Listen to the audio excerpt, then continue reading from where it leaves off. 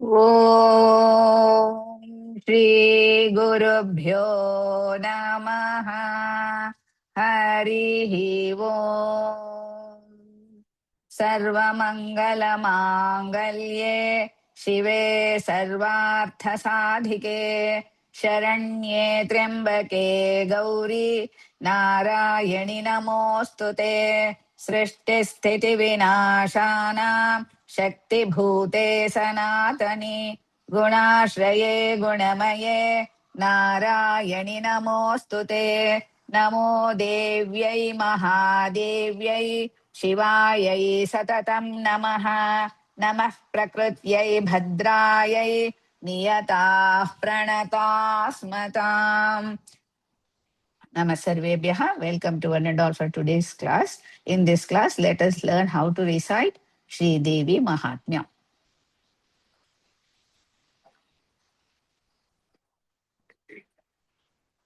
Let us start with the shloka number 53. Dr. Arunadaya Bhagini. Namaste Mahodaya, Namaste Bhagini. Tarathapi mamatavarte Tatha bhimamatavarte, Tatha bhimamatavarte, mohagarte nipatitaha Moha garte nibatitaha, Moha garte nibatitaha. Here you are not supposed to use the dvitvam because ya is there. Mahamaya prabhavena Mahamaya, Mahamaya prabhavena, Mahamaya Don't prabhavena. stop it, is one word. Mahamaya prabhavena. Samsara No, sthiti no, don't stop. karini. I said you are not going to stop Mahamaya and Prabhavena. You have to club together. It's one word. Mahamaya Prabhavena. Mahamaya prabhavena. Mahamaya prabhavena. Samsara Sthitikarina. Samsara sthiti karina. Samsara sthiti karina. Uddamam Bhagini. ಧನ್ಯವಾದಗಳು. Jagannath Mahodaya.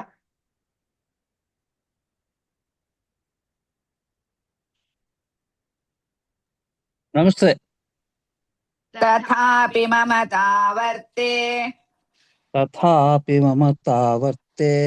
Tathapi mamatavarte. मोहगर्ते निपातिताः Mohagarte nipatitaha.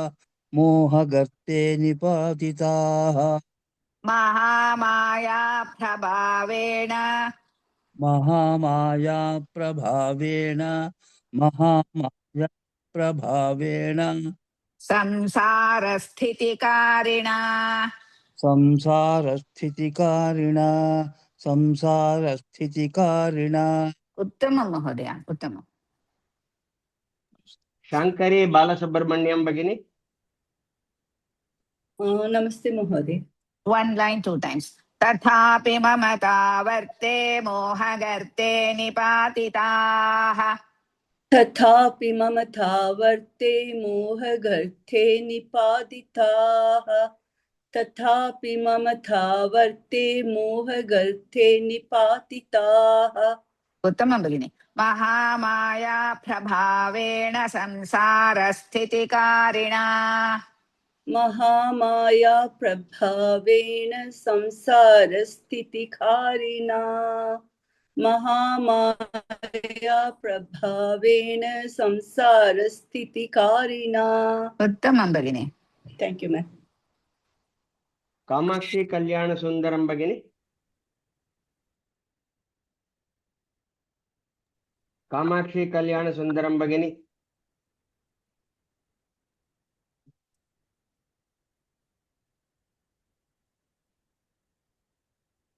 Kavya Bhushan Bhagini. ಕಾವ್ಯ ಭೂಷಣ್ ಭಗಿನಿ. ನಮಸ್ತೆ one line 2 times. तथापि ममतावर्ते मोहगर्ते निपातिताः. तथापि ममतावर्ते मोहगर्ते निपातिताः. तथापि महतावर्ते. One second. Go back. Recite once more. तथापि ममतावर्ते. Correct. मोहगर्ते निपातिताः. Okay, you want to recite once more? भगिनि.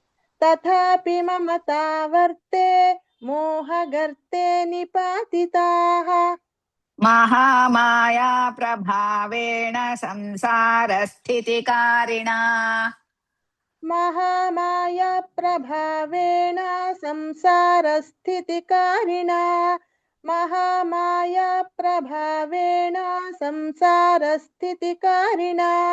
उत्तमं भगिनि. Thank you भगिनि. कमला जगदीशन् भगिनी. कमलं जगदीशन् भगिनी. यस भगिनि. तथापि ममतावर्ते मोहगर्ते निपातिताः. महामाया प्रभावेण संसारस्थितिकारिणा. तथापि ममतावर्ते मोहगर्ते निपातिताः. महामाया प्रभावेन संसारस्थितिकारिणा. तथापि ममतावर्ते मोहगर्ते निपातिताः. महामाया प्रभावेन संसारस्थितिकारिणा. उत्तमं भगिनि. जयश्री अरविंद भगिनी. फुल् श्लोक. तथापि ममतावर्ते मोहगर्ते निपातिताः. Mahamaya प्रभावेण संसारस्थितिकारिणा.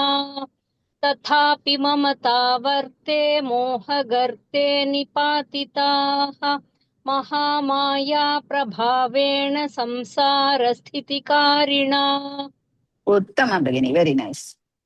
The Mahamuni was comparing the Manushya and the animals, human beings and the animals, about the behavior and the character and the possessiveness. But he says now they are cast down into the whirlpool of possessiveness and the pit of delusion. That is, we all have moha, including the animals, by the power of Mahamaya, which is responsible for the continuity of the cycle of rebirth, samsara. The generation has to continue. That is why God has created illusion and moha. That's what the Rishi explains to the Raja and the Vaishya. Let's move on to the next one. Shloka number 54. Mahalakshmi Bhagini. जी महोदय. तन्नात्र विस्मयः कार्यो. तन्नात्र विस्मयः कार्यो. तन्नात्र विस्मयः कार्यो. योगनिद्रा जगत्पतेः. योगनिद्रा जगत्पतेः. योगनिद्रा जगत्पतेः. उत्तमं भगिनि. Mahamaya हरेश्चैषा.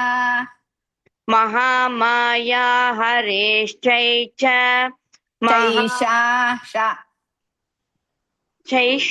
हरेश्चै. Sha is Shankara Sha. Another Sha, that is big Sha. You have to say. And it is Dirgha. Mahamaya Haresh Chaisha. Chaisha, don't say. Haresh Chaisha. Haresh Taicha. Say. Mahamaya Haresh Taicha. Chaisha, that you learn it. Sha. Taya sammohyate jagat.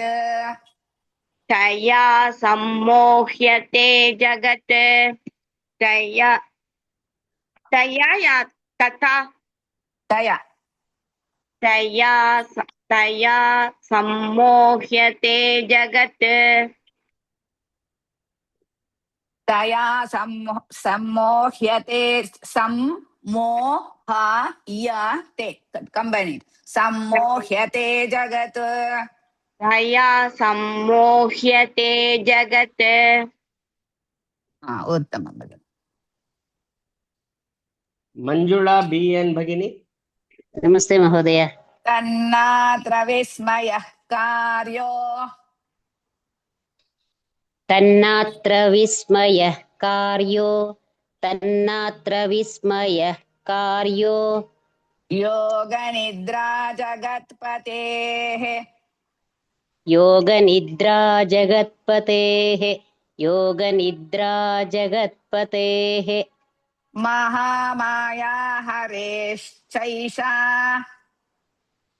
Mahamaya अरेश्चैषा not हरे महा हरे हर महामाया महामाया हरे हरेश्चैषा once more हरेश्चैषा Mahamaya Mahamaya हरेश्चैषा Mahamaya हरेश्चैषा तया सम्मोह्यते जगत् तया तम्मोह्यते जगत् तया तया सम्मोह्यते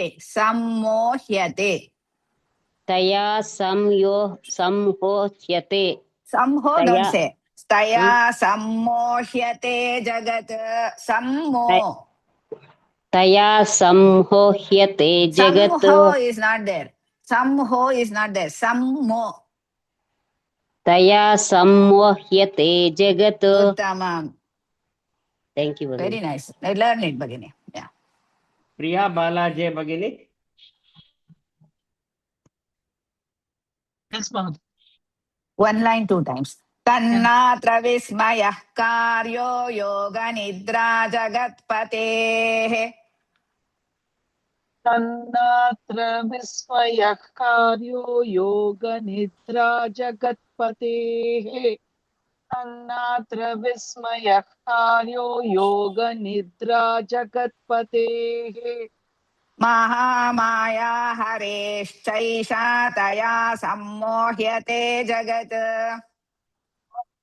माया हरेश्चैषा तया सम्मोह्यते जगत् माया हरेश्चैषा तया सम्मोह्यते जगत्. उत्तमं भगिनि. Rajalakshmi Bhagini.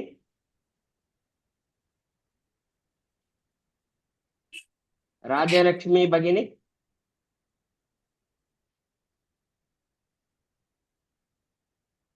Rajashri Bhagini. Yes, Mahoday. Tannatra, one line, two times. Tannatra vismayah karyo yoga nidra jagatpatehe. Tannatra vismayah karyo yoga nidra jagatpatehe. Tannatra vismayah karyo yoga nidra jagatpatehe. उत्तमं. महामाया हरेश्चैषा तया सम्मोह्यते जगत् महामाया हरेश्चैषा तया सम्मोह्यते जगत् महामाया हरेश्चैषा तया सम्मोह्यते जगत्. उत्तमं भगिनि. Should I chant? Ramal.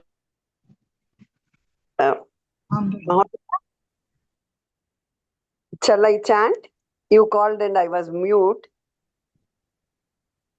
Bhagini, one doubt, Bhagini. Yeah. Doubt we will clear in the last Bhagini.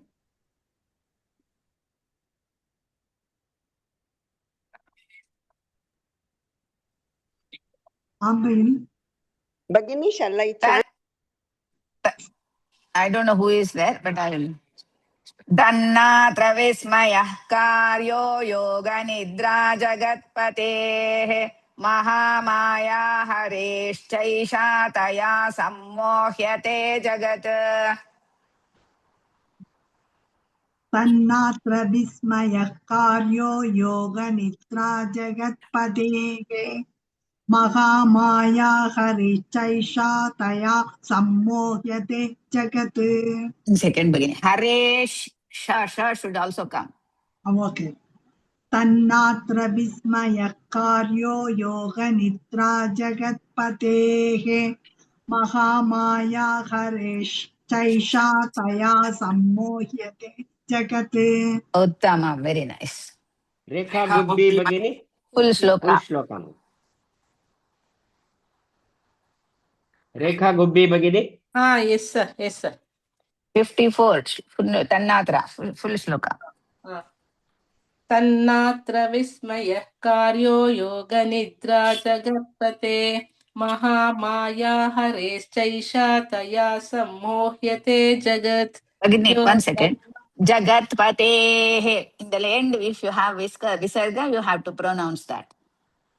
Jagatpate, don't stop it. Otherwise, Uttama. Okay. तन्नात्र विस्मयः कार्यो योगनिद्रा जगत्पतेः महामाया हरेश्चैषा तया सम्मोह्यते जगत्. Uttama. The Rishi says, therefore, there should be no wonder here, for this is the yogic sleep of the Lord of the universe and the great creative power Mahamaya of Lord Hari. In this way, the world is lost in loss of judgment. The world, human beings, we cannot do judgment correctly in our life. So we are into Yoga Nidra and Mahamaya. So what And all this one. Let's move on to the next shloka, shloka number 55, and it is a very important one. And it comes in the first verse of Sapta Shloki, first shloka of the Sapta Shloki. We will also teach you that one, Sapta Shloka. Okay. Bagini, can I chant? I was called by the time I was. Madam. Now I will give the chance. Yes. Jnaninamapi chetamsi.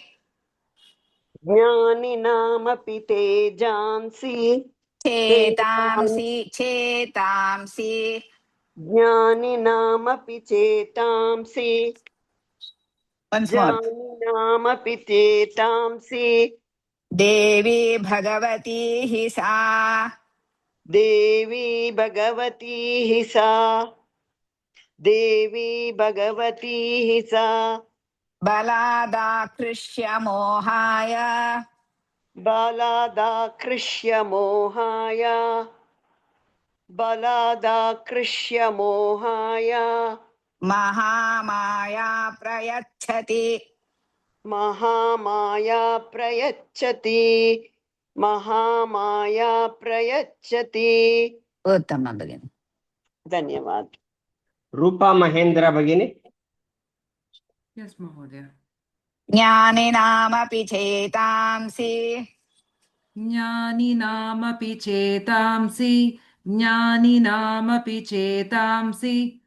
Here it is Devi, not short. It is Devi Bhagavati Hisa. Devi Bhagavati Hisa. Devi Bhagavati Hisa. Baladakrishya Mohaya. Baladakrishya Mohaya. Baladakrishya Mohaya. Mahamaya Prayachati. Mahamaya Prayachati. Mahamaya Prayachati. Uttama Bhagini, very nice. Rajeshwari Shivashankar Bagini.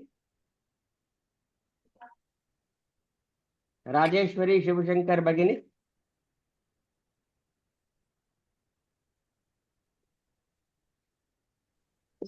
ನಮಸ್ತೆ sir, ನಾನು ಹೇಳುದಿಲ್ಲ sir, ಹುಷಾರಿಲ್ಲ, Okay, take care.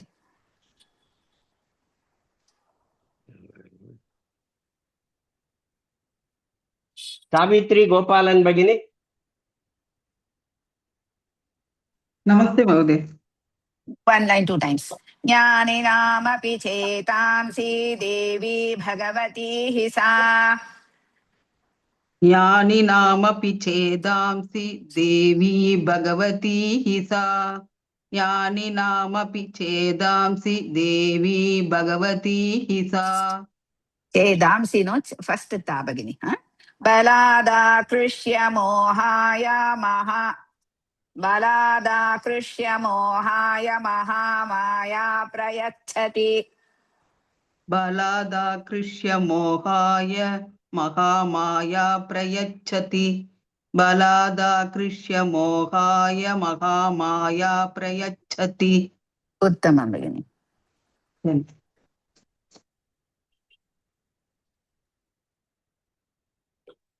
Vasanta Gangadharan भगिनी. वसंता गंगाधरन भगिनी. Yes, Mother. ज्ञानिनामपि चेतांसि देवी भगवती हि सा.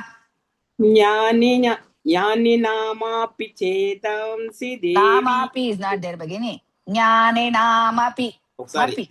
ज्ञानिनामपि चेतांसि देवी भगवती हि सा.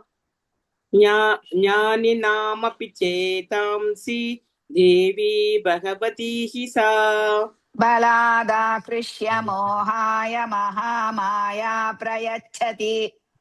बलादाकृष्य मोहाय महामाया प्रयच्छति.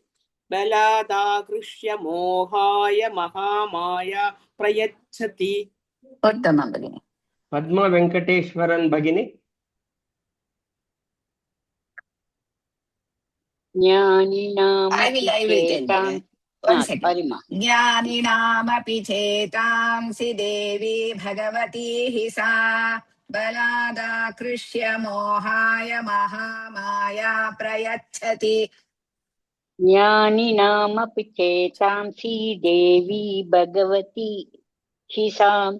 बलादाकृष्य मोहाय महामाया प्रयच्छति. ज्ञानिनामपि चेतांसि देवी भगवती हि सा. बलादाकृष्य मोहाय महामाया प्रयच्छति. उत्तमं भगिनि. Thank you, ma. Yeah. नागमणि वेंकटेश भगिनी. फुल श्लोका भगिनि. नमस्ते महोदय. ज्ञानिनामपि चेतांसि देवी भगवती हि सा. बलादाकृष्य मोहाय महामाया प्रयच्छति. ज्ञानिनामपि चेतांसि देवी भगवती हि सा. बलादाकृष्य मोहाय महामाया प्रयच्छति. उत्तमं भगिनि. Very nice. धन्यवाद. The Rishi Muni continues to say about the Mahamaya, Bhagavati. Indeed, she is the divine goddess Bhagavati, that great creative power that is Mahamaya, forcibly attracts the minds of even the wise person and leads them to delusion. That Mahamaya, it creates moha. That's what he says. Let's move on to the next one. Shloka number 56. Vinita Jaykumar Bhagini. नमस्ते महोदय. तया विसृज्यते विश्वम्. तया विसृज्यते विश्वं. तया विसृजयते.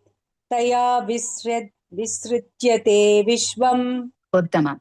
Here, most of us, we always forget Jagadeta. Immediately we run to the Jagade Charachara. Jagadeta Characha is slightly stressed. The Jagadeta Characharam. Actually, it is Jagadeta Characharam. Let us continue like that. Jagadeta Characharam. Jagadeta Characharam. Jagadeta Characharam. Saisha Prasanna Varada. Saisha Prasanna Varada. Saisha Prasanna Varada. Drunam Bhavati Muktaye. Nrinam Bhavati Muktaye. Nrinam Bhavati Muktaye. Uttamam Bhagini. Hemalata Bhagini. Taya Visrujyate Vishwam. तया विसृज्यते विश्वं. तया विसृज्यते विश्वं. Jagade Tacharacharam. जगदे तच्चराचरं. जगदे तच्चराचरं. Saisha Prasanna Varada. तैषा प्रसन्ना वरदा. सैषा प्रसन्ना वरदा नृणां भवति मुक्तये नृणां भवति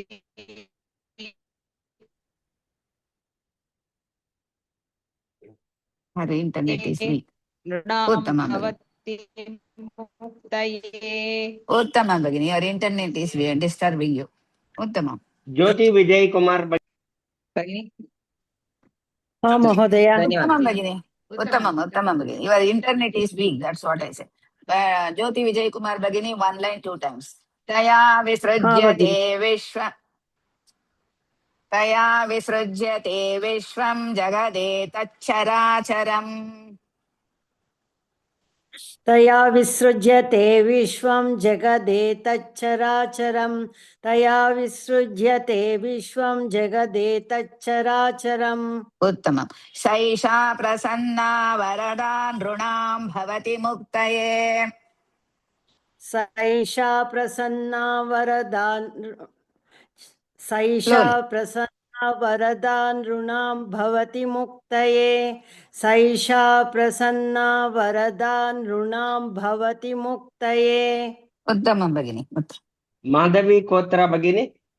यस् महोदय one line 2 times तया विसृज्यते विश्वं जगदेतच्चराचरम् तया विसृज्यते विश्वं जगते तया विसृज्यते विश्वं जगदेतच्चराचरं तया विसृज्यते विश्वं जगदेतच्चराचरम् उत्तमं सैषा प्रसन्ना वरदा नृणां भवति मुक्तये सैषा प्रसन्ना वरदा नृणां भवति मुक्तये सैषा प्रसन्ना वरदा नृणां भवति मुक्तये उत्तमं भगिनि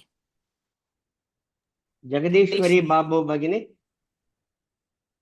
हाँ महोदय तया विसृज्यते विश्वं जगदेतच्चराचरम् सैषा प्रसन्ना वरदा नृणां भवति मुक्तये तया विसृज्यते विश्वं जगदेतच्चराचरं सैषा प्रसन्ना वरदा नृणां भवति मुक्तये तया विसृज्यते विश्वं जगदेतच्चराचरं सैषा प्रसन्ना वरदा नृणां भवति मुक्तये उत्तमं भगिनि very nice Jayashree Balaji Bhagini. Full श्लोका नमस्ते महोदय तया विसृज्यते विश्वं जगदेतच्चराचरं सैषा प्रसन्ना वरदा नृणां भवति मुक्तये तया विसृज्यते विश्वं जगदेतच्चराचरं सैषा प्रसन्ना वरदा नृणां भवति मुक्तये उत्तमं भगिनि वेरी नाइस धन्यवाद The Rishi Muni continues to explain that is by her, the Devis, this entire universe, both moving and non-moving, is created. This very goddess Devi, when pleased and granting boons, become the means for the liberation, moksha for human beings. Once she is pleased, she can give us anything. That's what the Rishi Muni says. Let's move on to the next one shloka Bhavani number 55. Padmanabhan Bhagini. We'll combine 57 and 58 together. नमस्ते महोदय सा विद्या परमा मुक्तेर् सा विद्या परमा मुक्तेर् सा विद्या परमा मुक्तेर् हेतुभूता सनातनी हेतुभूता सनातनी हेतुभूता सनातनी Now I will recite the whole line, Bhagini. सा विद्या परमा मुक्तेर् हेतुभूता सनातनी सा विद्या परमा मुक्तेर् हेतुभूता सनातनी सा विद्या परमा मुक्तेर् हेतुभूता सनातनी उत्तमं संसारबन्ध हेतुश्च संसारबन्धुहेतुश्च संसारबन्धु संसारबन्धहेतुश्च सैव सर्वेश्वरेश्वरी सैव सर्वेश्वरी सर्वेश्वरे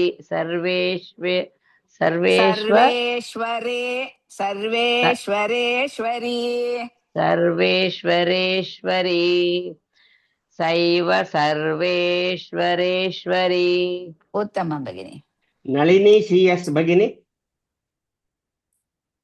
नलिनी भगिनी सा विद्या परमा मुक्तेर् सा विद्या परमा मुक्तेर् सा विद्या परमा मुक्तेर् मुक्तेर् र should also be heard ear sound हेतु भूता सनातनी हेतु भूता सनातनी हेतु भूता सनातनी give importance to the Mahaprana Bhagini. I'm going to read one line together. Sa vidya parama mukter hetu bhuta sanatani. सा विद्या परमा मुक्तेर् हेतु भूता सनातनी सा विद्या परमा मुक्तेर् हेतु भूता सनातनी संसार बंध हेतुश्च संसार बंध हेतुश्च संसार बंध हेतुश्च दुश्च नो ta first ta सैव सर्वेश्वरेश्वरी सैव सर्वेश्वरेश्वरी सैव सर्वेश्वरेश्वरी उत्तमं भगिनि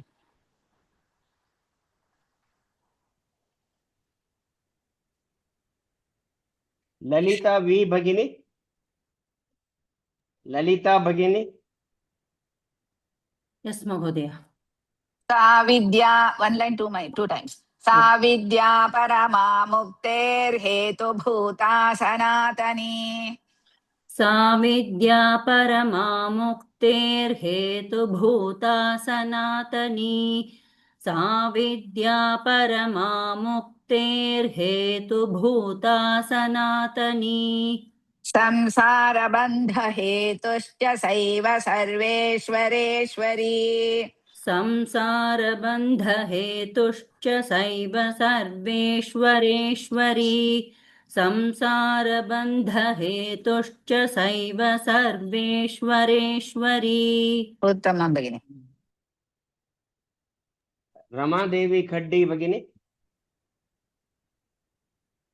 महोदय one line two times सा विद्या परमा मुक्तेर्हेतु भूता सनातनी सा विद्या परमा मुक्तेर्हेतुभूता सनातनी सा विद्या परमा मुक्तेर्हेतुभूता सनातनी उत्तमं संसार बंध हेतुश्च सैव सर्वेश्वरेश्वरी संसारबन्धहेतुश्च सैव सर्वेश्वरेश्वरी संसारबन्धहेतुश्च सैव सर्वेश्वरेश्वरी उत्तमं भगिनि धन्यवादः प्रेमा कोटीश्वरन भगिनी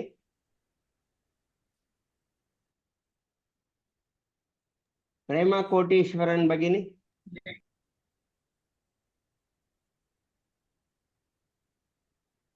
प्रेमा भगिनी अनम्यूट योरसेल्फ यस महोदय सा विद्या परमा मुक्तेर्हेतु भूता सनातनी संसार बंध हेतुश्च सैव सर्वेश्वरेश्वरी सा विद्या परमा मुक्तेर्हेतुभूता सनातनी संसारबन्धहेतुश्च सैव सर्वेश्वरेश्वरी सा विद्या परमा मुक्तेर्हेतुभूता सनातनी संसारबन्धहेतुश्च सैव सर्वेश्वरेश्वरी Everything is nice, only the pronunciation of tha is hedu. You did it? Please note that. Ta. First ta. Yeah. Uttamam Bhagini. Lakshmi Somasundaram भगिनी Full shloka. Lakshmi Somasundaram Bagini. Yes, Mahodaya. Yes.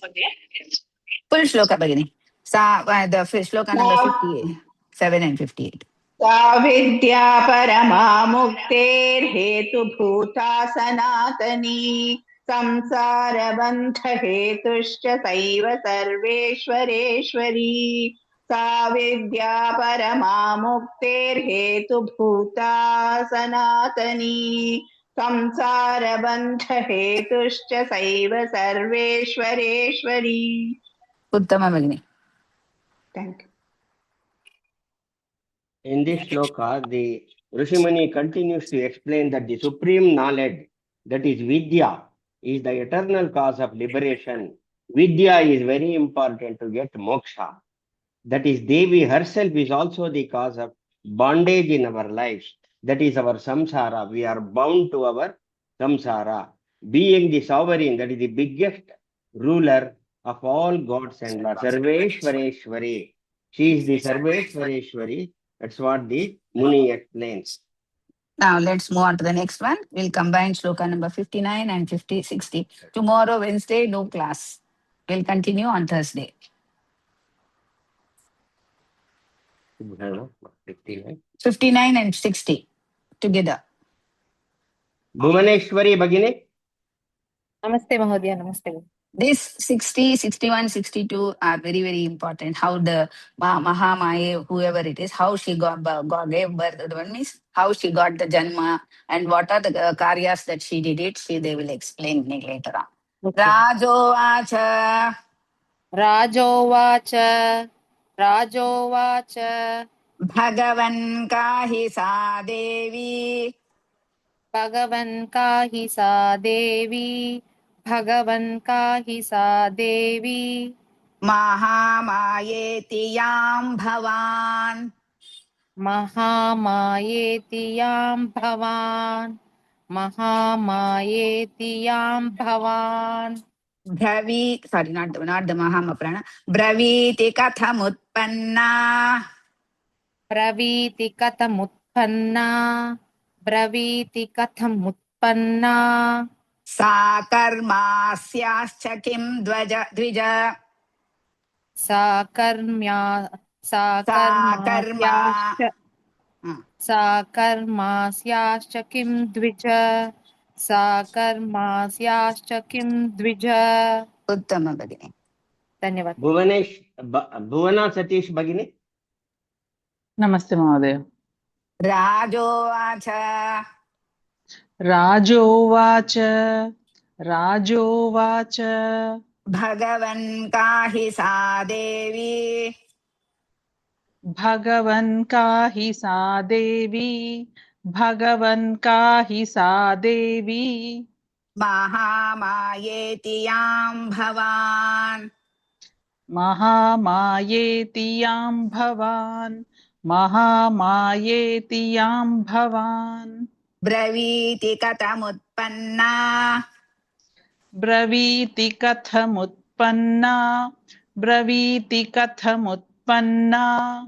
Sakarmasyascha kim dvija. Sakarmasyascha kim dvija. Sakarmasyascha kim dvija. Uttama Bhagini. Lalita Sita Raman Bhagini.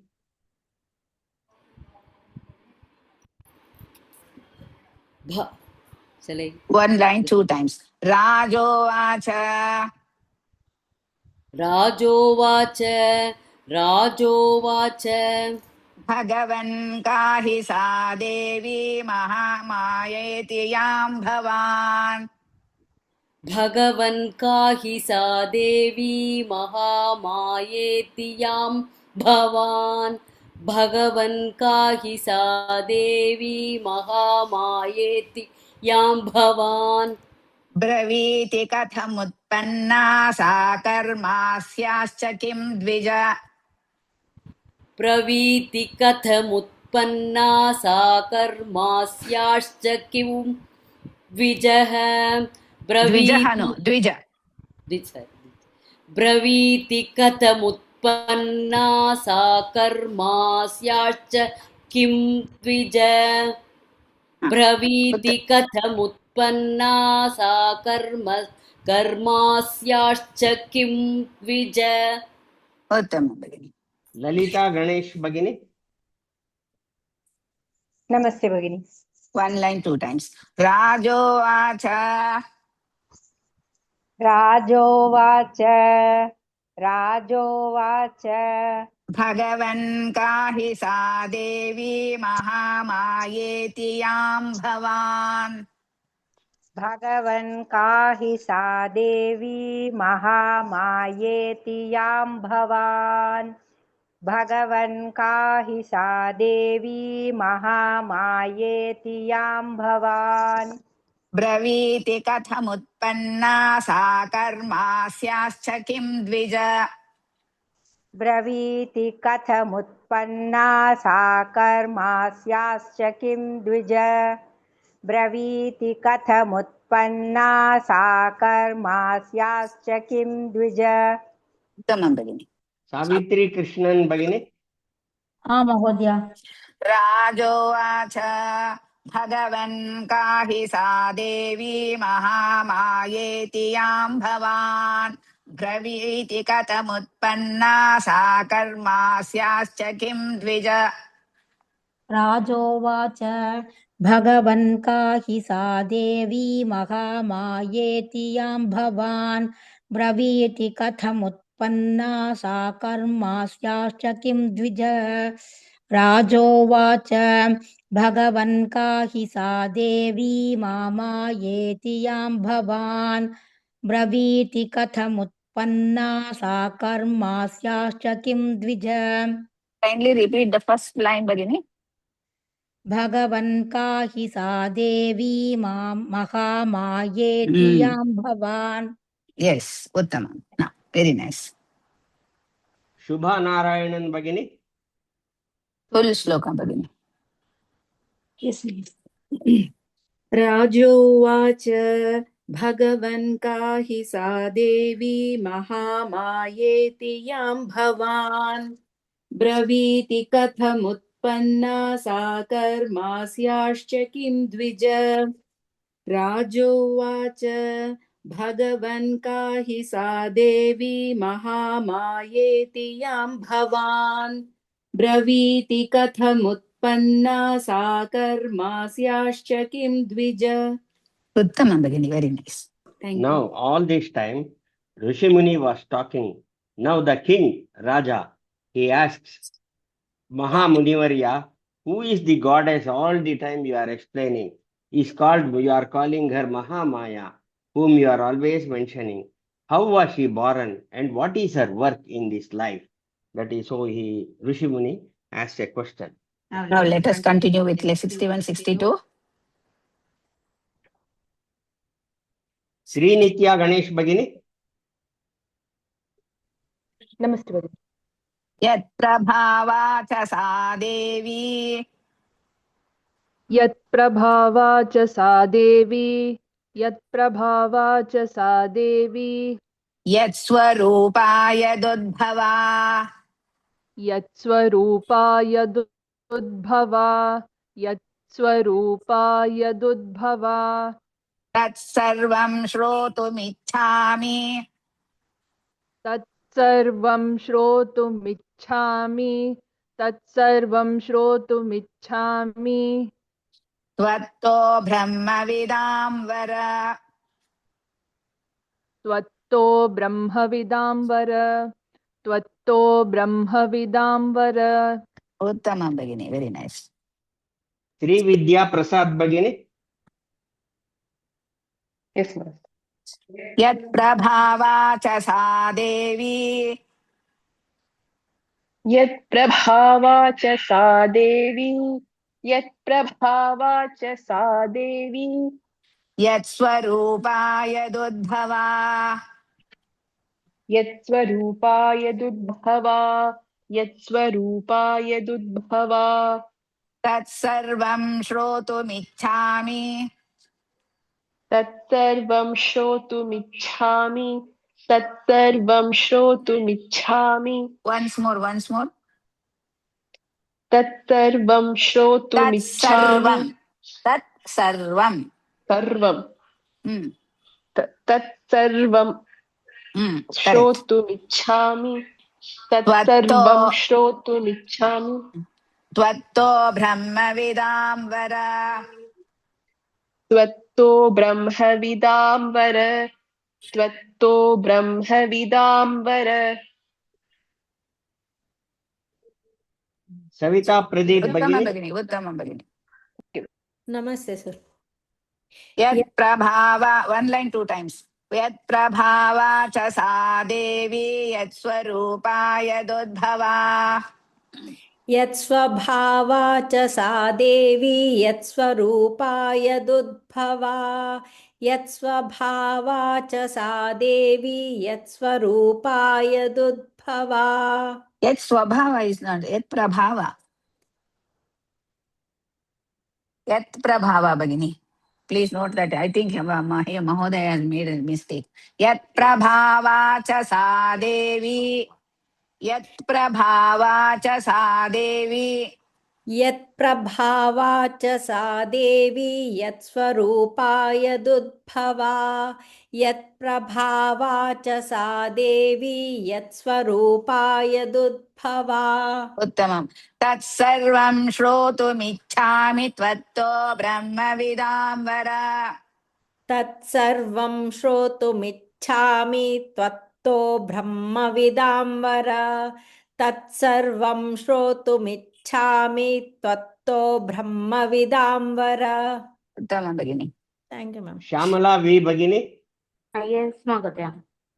1 line 2 times यत् प्रभावा च सा देवी यत् स्वरूपा यदुद्भवा यत्प्रभावा च सा देवी यत्स्वरूपा यदुद्भवा यत्प्रभावा च सा देवी यत्स्वरूपा यदुद्भवा तत्सर्वं श्रोतुमिच्छामि त्वत्तो ब्रह्मविदां वर तत्सर्वं श्रोतुमिच्छामि त्वत्तो ब्रह्मविदां वर तत्सर्वं श्रोतुमिच्छामि त्वत्तो ब्रह्मविदां वर उत्तमं भगिनि you have the potentiality you try to learn how to read one line continuously Yes, Shirisha Madam. नमस्ते भगिनी यत् प्रभावा च सा देवी यत् स्वरूपा यदुद्भवा तत्सर्वं श्रोतुमिच्छामि त्वत्तो ब्रह्मविदां वर यत्प्रभावा च सा देवी यत्स्वरूपा यदुद्भवा तत्सर्वं श्रोतुमिच्छामि त्वत्तो ब्रह्मविदां वर यत्प्रभावा च सा देवी यत्स्वरूपा यदुद्भवा तत्सर्वं श्रोतुमिच्छामि त्वत्तो ब्रह्मविदां वर उत्तमं भगिनि वेरी नाइस धन्यवादः Malakshi ma'am. Full shloka. यत्प्रभावा च सा देवी यत्स्वरूपा यदुद्भवा तत्सर्वं श्रोतुमिच्छामि त्वत्तो ब्रह्मविदां वर यत्प्रभावा च सा देवी यत्स्वरूपा यदुद्भवा तत्सर्वं श्रोतुमिच्छामि त्वत्तो ब्रह्मविदां वर उत्तमं भगिनि very nice When Raja continues, what is the nature of that goddess you are mentioning? Swabhava. What is her form? What is her origin? Oh, Brahma Vidya Pravina, that is Brahman. I wish to hear all that from you. Please completely tell this Devi's story. I want to hear. So we will continue. Samapyamaha. Sorry for the delay. Om Purnamada Purnamidam Purnat Purnamudachyate Purnasya Purnamadaya Purnameva Vashishyate Om Shanti Shanti Shanti धन्यवादः पुनर्मिलामः राम राम धन्यवाद धन्यवादः